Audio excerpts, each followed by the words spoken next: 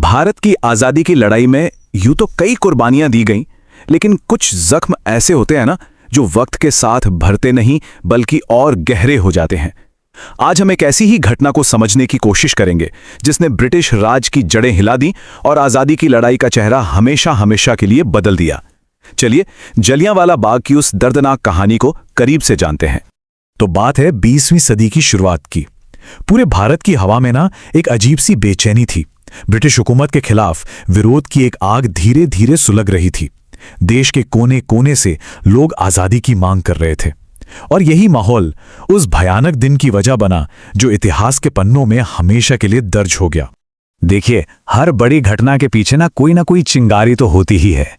जलियांवाला बाग के मामले में ये चिंगारी थी एक बेहद दमनकारी कानून। तो चलिए समझते हैं कि इस काले कानून में ऐसा क्या था जिसने पूरे देश में गुस्से की लहर दौड़ा दी। जरा सोचिए, एक ऐसा कानून जो सरकार को सिर्फ शक के आधार पर किसी को भी 2 साल के लिए जेल में डाल देने की ताकत दे दे, वो भी बिना किसी सुनवाई के, बिना किसी मुकदमे के। यही था रॉलेट एक्ट। इसने प्रेस की आजादी पर भी ताला लगा दिया। इसीलिए तो भारतीयों ने इसे काला कानून का नाम दिया, क्योंकि यह इंसाफ के हर उसूल के खिलाफ था। तो इस जुल्म के जवाब में महात्मा गांधी ने अपना सबसे बड़ा हथियार निकाला, सत्याग्रह। उन्होंने पूरे देश से अपील की कि इस काले कानून का शांति से विरोध करें। यह एक तरह की सामूहिक हड़ताल थी, एक ऐसा आंदोलन जिसमें हिंसा की कोई जगह नहीं थी। गांधी जी के बुलावे पर पूरे देश में विरोध प्रदर्शन तो हुए, लेकिन पंजाब में, खासकर अमृतसर में हालात बहुत ज्यादा तनावपूर्ण हो गए।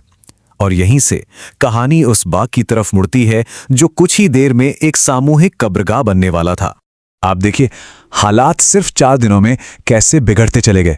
9 अप्रैल को 2 बड़े नेताओं को गिरफ्तार किया गया। अगले ही दिन 10 अप्रैल को विरोध प्रदर्शन हुए और शहर में मार्शल लॉ लगा दिया गया। और फिर 13 अप्रैल की सुबह जनरल डायर ने हुक्म सुना दिया कि कोई भी एक जगह इकट्ठा नहीं होगा। एक ऐसा हुक्म जिसके बारे में बहुत से लोगों को पता तक नहीं चलने वाला था। वो दिन बैसाखी का था, पंजाब का एक बहुत बड़ा त्योहार। आसपास के गांवों से हजारों लोग अमृतसर आए थे, मेला घूमने, त्योहार मनाने। वो सब निहत्थे थे, अपने परिवार, अपने बच्चों के साथ। उन्हें तो इस बात का अंदाजा भी नहीं था कि शहर में किसी भी तरह की सभा पर रोक लगा दी गई है। और तभी जनरल डायर अपनी फौजी टुकड़ी के साथ वहां पहुंच गया। उसने कोई चेतावनी नहीं दी, लोगों को वहां से हटने का कोई मौका नहीं दिया। उसने बाग से बाहर निकलने का जो एक ही मुख्य रास्ता था उसे बंद कर दिया और अपने सिपाहियों को उस निहत्ती भीड़ पर सीधी गोलियां चलाने का हुक्म दे दिया। यह एक सोची समझी और बेहद क्रूर कार्रवाई थी।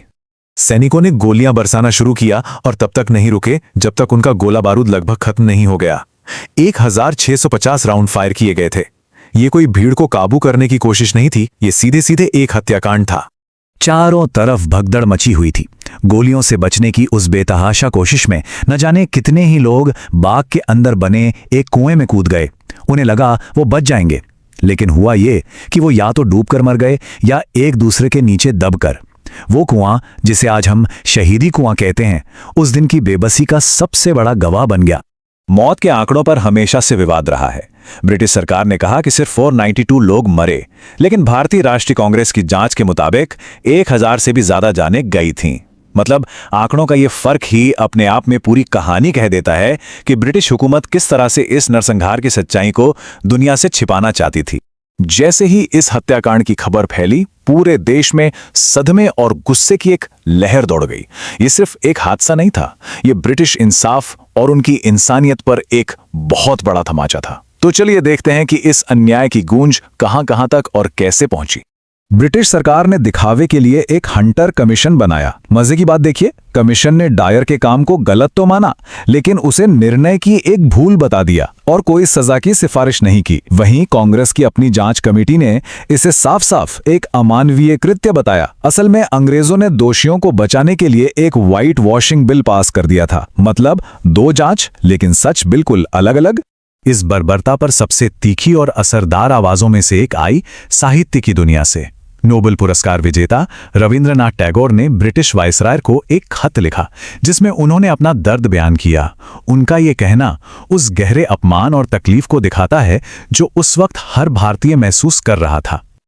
और ये बात सिर्फ शब्दों तक ही नहीं रही, टैगोर ने विरोध जताते हुए अपनी नाइटहुड की उपाधि लौटा दी।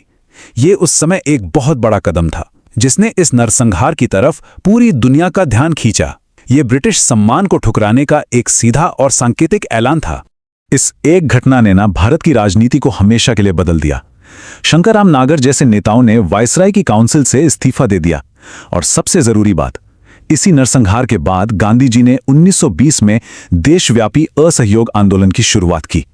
इस एक दिन ने भारतीयों का ब्रिटिश इंसाफ से भरोसा हमेशा के लिए तोड़ दिया था। जलियांवाला बाग में जो खून बहा वो बेकार नहीं गया। उन शहीदों के बलिदान ने आज़ादी की लड़ाई में एक नई जान फूंक दी। तो चलिए अब देखते हैं कि उस शहादत की विरासत ने आने वाली पीढ़ियों को कैसे हिम्मत दी। उसी भीड़ में एक नौजवान था जिसका नाम था उधम सिंह। उसने अपनी आंखों से वो सब कुछ देखा था और उसी बाग की मिट्टी को हाथ में लेकर उसने बदला लेने की कसम खाई।